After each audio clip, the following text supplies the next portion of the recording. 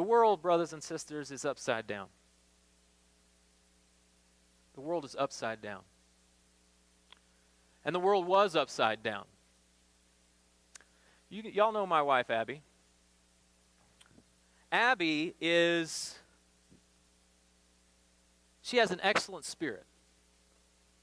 Abby is very smart. Abby is incredibly diligent. She is one of the most responsible people. Abby is willing to sacrifice. Abby is a team player. Abby is just the right stuff. And the thing about Abby is, every one of us who are applying for anything, ever, ought to thank God that Abby's not applying too. Because I'm telling you, she's that kind. If there's a God in heaven, you know what I mean, Abby's probably going to get that job. Because she's just better. In our house, we say it like this: Mama's the best. And we mean it. We mean it. But one time, Abby applied for a job she was made for, that she was really good at, and she didn't get it. Another person applied for that same job. This woman was not diligent. She was not responsible. She was the kind of person that you find roaming the halls, trying to avoid work. We all know this person. We've worked with them. The person that shows up at every other department's party, because that's just a way to not have to do anything. It's a person whose tasks are constantly finding their way to other people's desks. And this woman was not only not the right stuff, she had this weird thing that she did at those parties. And she would come to the parties of the other departments, and when she left, she would take all the cake home with her. She would just snatch it all up so the other departments couldn't share it afterwards or put it in the fridge and take it all for herself. We in our family had affectionately come to call her the cake stealer, because that's what she did. She stole cakes. I don't know why. The thing is, when the time for the interviews came for the job, Abby was saying to me, I think I should apply for this. And I told her, yeah, you're the best. Do it. If they're smart, they'll give it to you. You know what I mean? That's how I feel. That's how it's been. Abby, I'm going to not talk about you too much, but she gets promoted usually, a lot of times, because she's just great, guys. But enough about Abby. Abby knew the folks on the interview panel. She had performed well all year. And so Abby thought to herself, these things are probably, at least they should be, decided on merit. And I'm just in a good spot. And that morning, I was like, you probably want to dress up for this, because I've been in the world longer. I know things are upside down. You probably want to, you know what I'm talking about? You probably want to dress up for this. And she dressed in business casual. But that other woman dressed up real nice. That other woman, it turns out, this is something that, Abby married a pastor. Abby married a scholar. Abby has no idea what it looks like, what it means to dig for gold, to try to get the money. But this woman had been doing that all along. That's why she was in those places chatting people up, not doing work. That's why she was in the hallways. She was waiting for this opportunity. She was dressed up for it. She walked into it, and she knew exactly how to dig for that job. She wasn't just a cake stealer. The truth about this woman was she was a gold digger. And at the end of the day, the cake stealer got the job, and the gold digger got the money. And that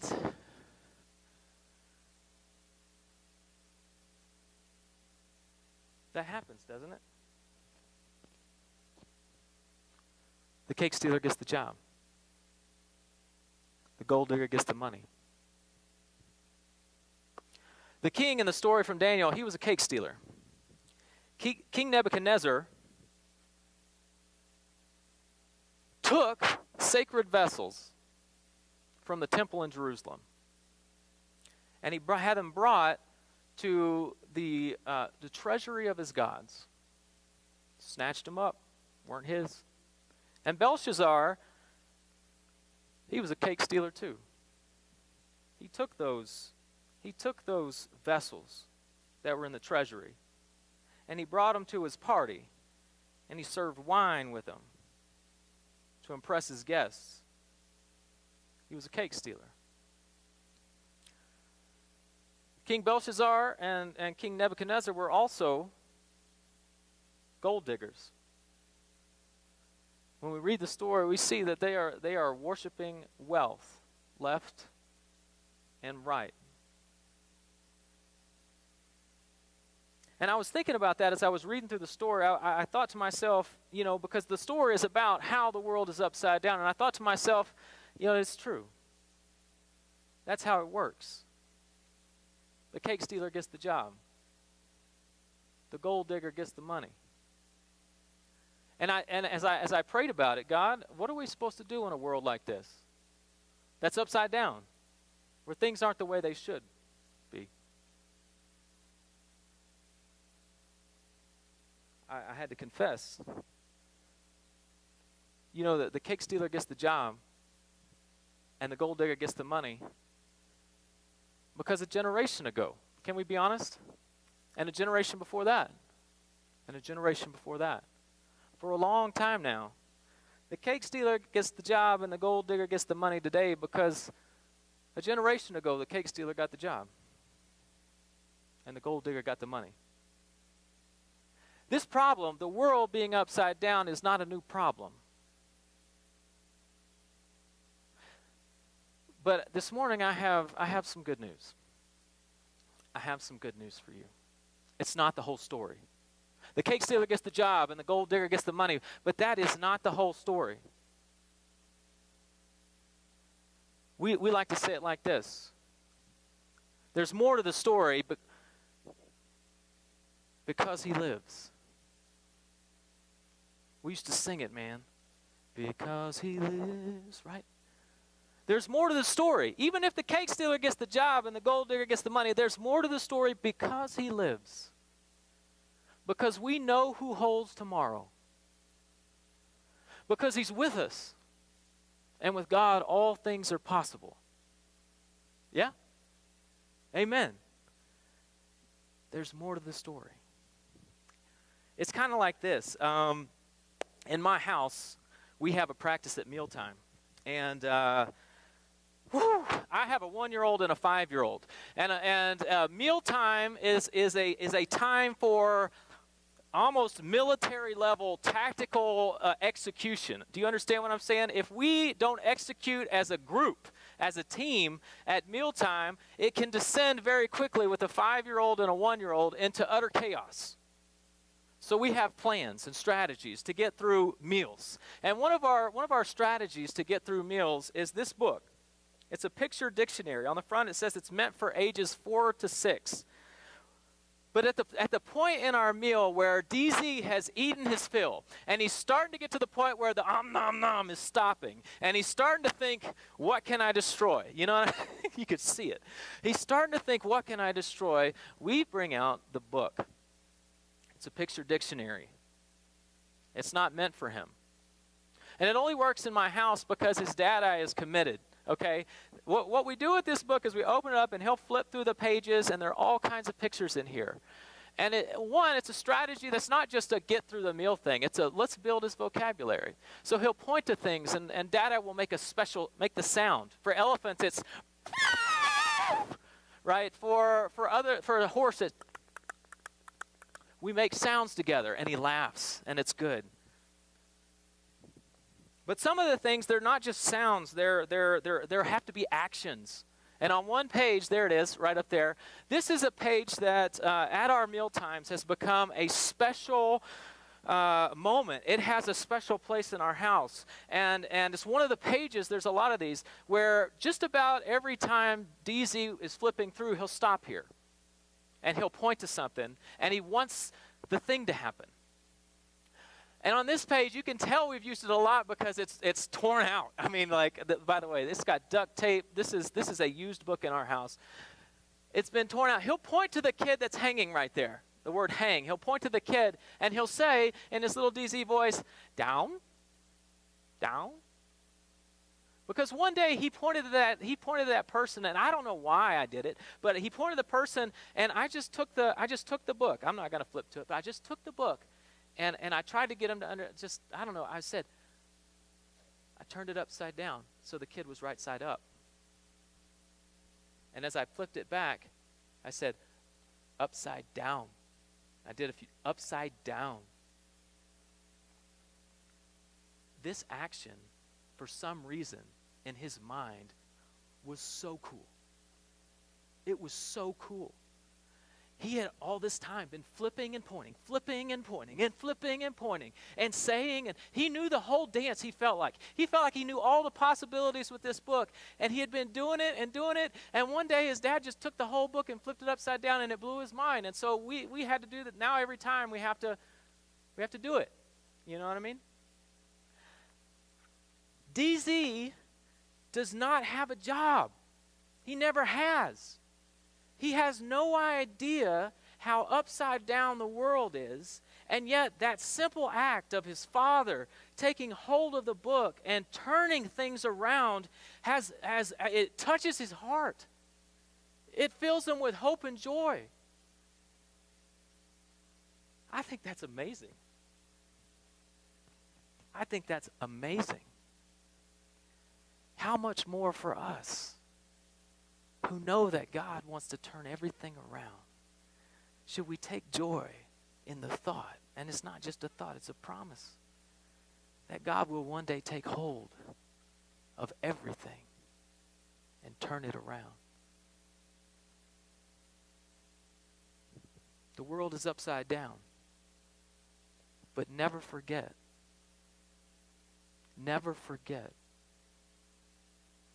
He's got the whole world in his hands. He's got the whole world in his hands. He's got the whole world in his hands. He's got the whole world in his hands.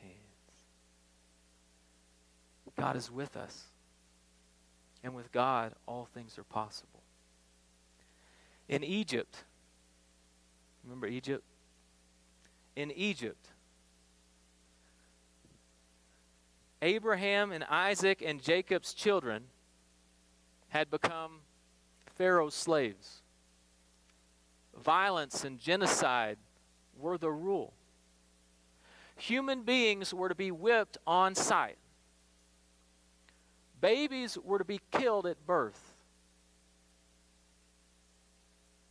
But from the presence of God, a hand was sent, and a staff was lifted up, and the seas were parted. The world is upside down, but never forget. And you can sing along. It's going to happen a few times. He's got the whole world in his hands. He's got the whole world in his hands. He's got the whole world in his hands. He's got the whole world in his hands. God is with us. And with God, all things are possible. In Babylon, the world was upside down. God's people had been conquered and enslaved by a cake stealer and a gold digger, whose successor was a cake stealer and a gold digger. A person who worshiped things like silver and gold, bronze, wood, stone.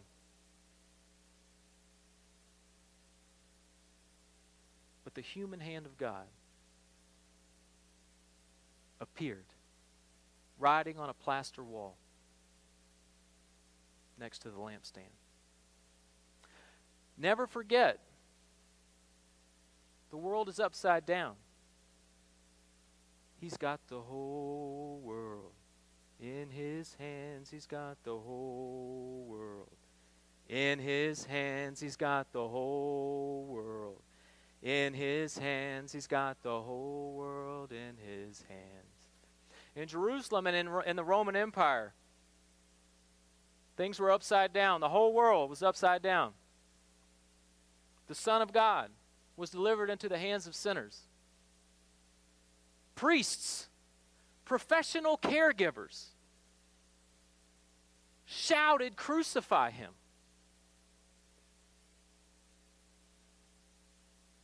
They wanted to see one of their own mutilated by Roman soldiers. Again, Pilate washed his hands.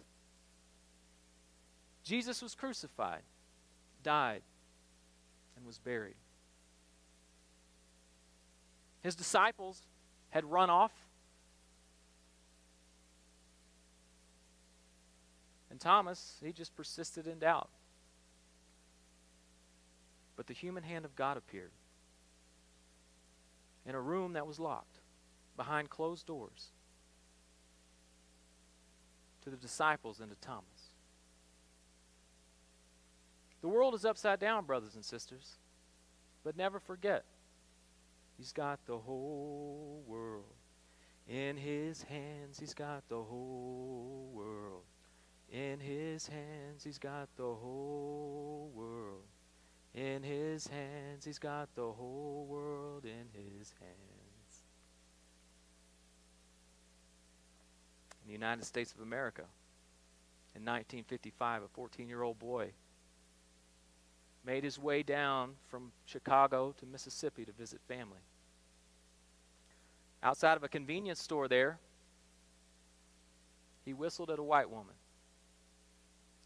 And 4 days later, a group of adult white men burst into the home, took the young man out of the house. His parents and family were powerless to stop it, and the boy was never seen alive again. His name was Emmett Till.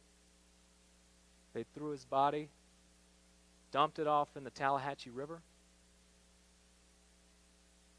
But the human hand of God appeared in the newspaper and ignited the civil rights movement.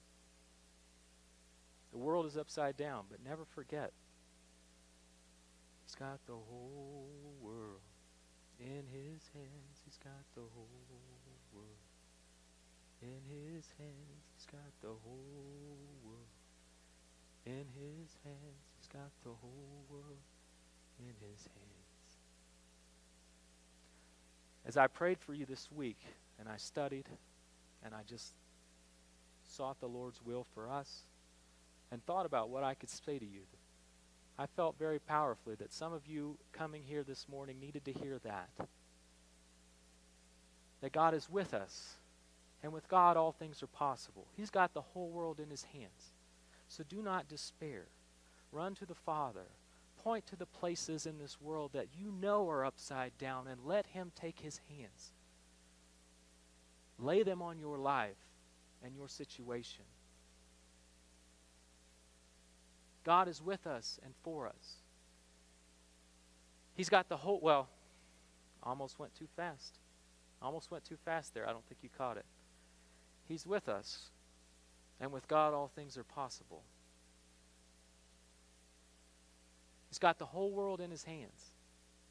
But I felt the Lord as equally as I know some of you needed to hear that this morning, there's a word that we also need to hear. God is with us. He's got the whole world in his hands. And yet,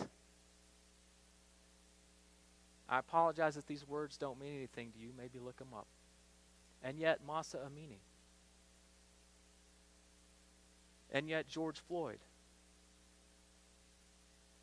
And yet, Shajara Tayyiba Elementary School. And yet, Columbine High School. And yet, tens of thousands of protesters massacred in Iran this year.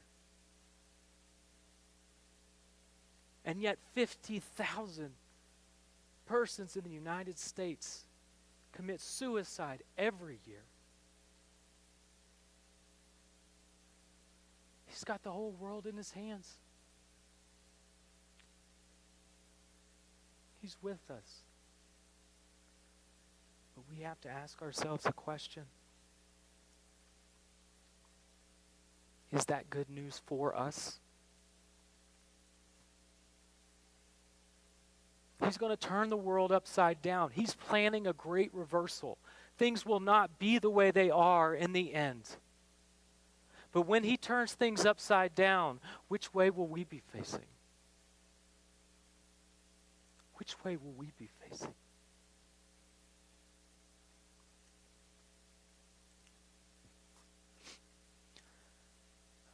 About a month ago, Abby scheduled a doctor's visit for me. And I went because she's the best. And I went to the doctor for a routine physical. I've been doing this for about 8 years now, not out of a particular level of virtue or righteousness. For many years, it was because you get a discount. There's some insurance companies that give you a discount if you do this. So we were trying to save money, okay? So about 8 years now, I've gone for an annual physical, and all but 1 year, when they took my blood and they gave me the results, they told me, Brandon, your cholesterol is high. You know, the HDLs, the LDLs, it's just not quite right. And for 8 years now, except for 1 year, miraculously, I was okay. I don't know how. I wasn't doing anything special that year. But thanks for the break, God. For 8 years now, I've heard that I had high cholesterol. And then I was there with my doctor, and he just broached the topic with me. You might want to think about getting on medication. And that was okay. Okay, no one said that like as a straight up recommendation yet, although I've known it for a long time, to be honest. So there I was in prayer. What am I going to do about that? And God, I could just hear his voice say, Brandon, you're 40 now. Are you ready to take your medicine? Yeah. Are you ready to take your medicine? It hurt my pride that I had a problem. I did some research. Turns out my liver's the problem, more than me and my food. I mean, that's part of it, but even when I was on it, I was still high. Turns out that just I had to admit about myself, there's something about me that isn't right. So my pride was part of was the big obstacle at first. I'm going to tell you the second part of the story, and I'm going to do it quickly, and I'm not going to name names, only because I want you to know that if you are going to be a person who listens to the voice of God and lets him lay hands on your life and lets him guide your path, you need to know about the next part. You're going to have to fight with pride, yes, but let me tell you about the next part because you just need to know so you're not shocked when it happens. When you decide to go on cholesterol medication at 40 because God said so, not in a wild way, but because it's wisdom, because it's enlightenment, because it's what understanding does. When you decide to go, as your doctor tells you, on cholesterol medication at 40, or do something like it that God told you to do, people in your world are going to have opinions. A surprising amount of them. And a surprising, with surprising zeal. That's the word, Joyce, that's the word. With zeal. And they will question, at 40? That's too young. You shouldn't have gone on that yet. Not at 40. Well, why?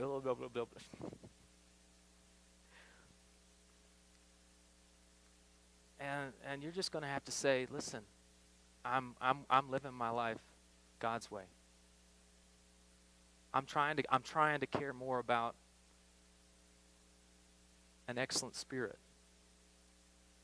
understanding, wisdom, then I'm trying to care about the yada yada, the purple clothes, the gold chains, the power rankings that Babylon cares about. You need to know that if you go that route. That people will have opinions. It's kind of funny. But the point of that story, the reason I tell it, is that today we've sung a song together, and we've been reminded. And hopefully the book, hopefully God will do a trick, and he'll just put that book in your brain, and it'll come to you in a season where you just need to remember God is planning a great reversal. And he is the one who holds the book of life and the world in his hands, and he will decide how you will be judged. It's in his hands that we all stand before God, and our lives are in his hands. And I hope the book will come to you. But I hope you'll also think about any time you see, hear, consider medicine, doctors, things like that of any kind, you'll also remember that song, he's got the whole world in his hands. You might not know this. It has another verse. The tune changes. The two verses aren't even necessarily beside each other in the hymnal. If you're going to live a life of faith, it's not enough to know that God has the whole world in his hands and take comfort in that. It's not enough to know that God is with us. We have to live in such a way that great reversal will be for us. Because if we don't take our medicine when the Lord God says, take your medicine, then the truth about us is when God's great reversal comes, it won't be coming for us to lift us up. It will be coming for us to lay us low. Read Daniel. Read Daniel. And so the question we have to answer is, will we sing the second verse? Will we add to our repertoire of reminders and awarenesses that it's not just the case that God is with us. He wants to be for us. He's for us in the truth, in our true being, our true self. He's for that one. He's for you. But the you that you're actually being, maybe not. That person may not be right side up. I think you get my point. So I just want you to know that the second verse of he's got the whole world in his hands sounds like this. And it's so, so important that each one of us learns to sing it. It's me, oh Lord, standing in the need of prayer. You didn't know that was the second verse. It's me, oh Lord, standing in the need of prayer. It's not my brother, not my sister, but it's me, oh Lord, standing in the need of prayer. Not my mother, not my father, but it's me, oh Lord, standing in the need of prayer. God is asking us today, brothers and sisters. He's with us, but the question is,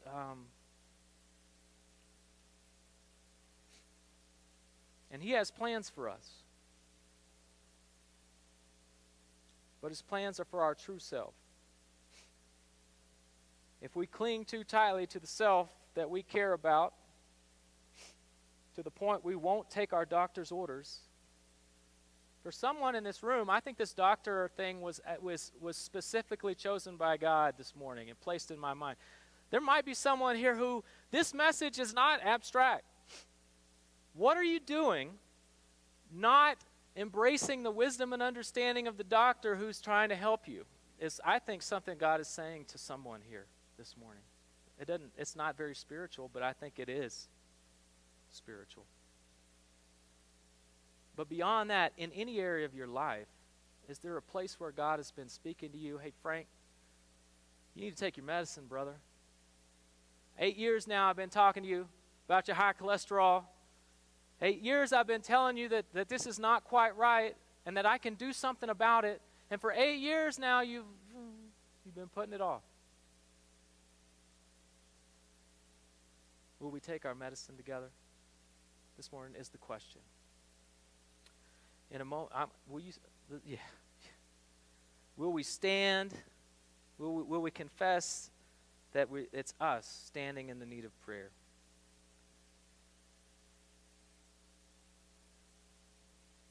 Will you stand with me?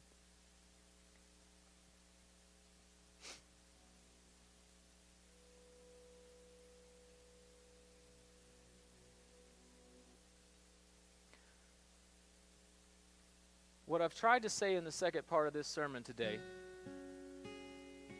what God has laid on my heart is,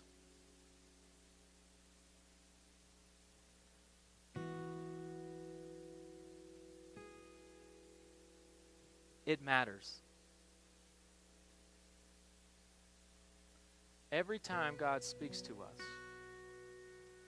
and He says, I've got a plan for you. I want to do something in your life. Here's your prescription. Alphonse, here's your prescription. Mark, here's your prescription. I've got a plan for you, a hope and a future. I want to prosper you, and here's how. If we will not take that prescription and decide for it and do it, then when God comes in His glory and in His might to establish justice and establish peace,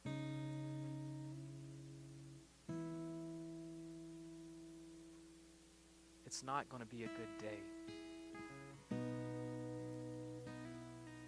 If God has been speaking to any of you today about, or maybe for the past 8 years, about taking your medicine, and you know the prescription,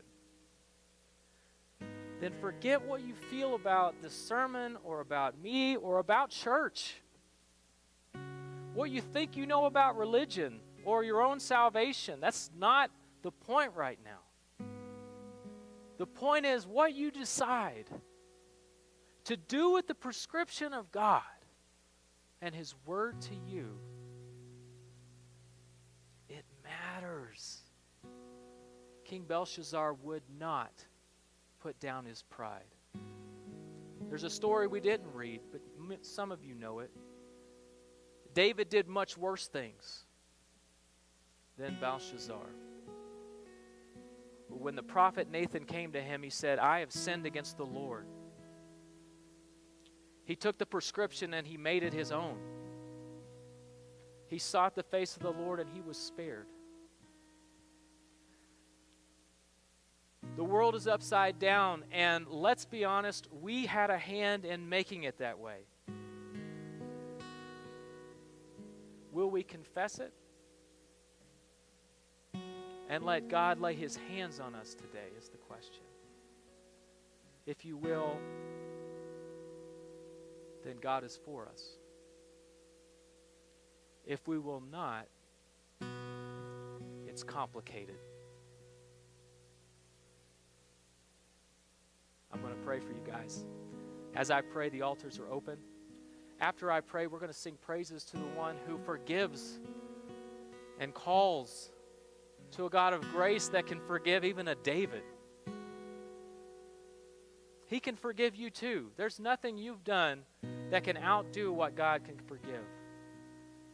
Just take your medicine today, all right?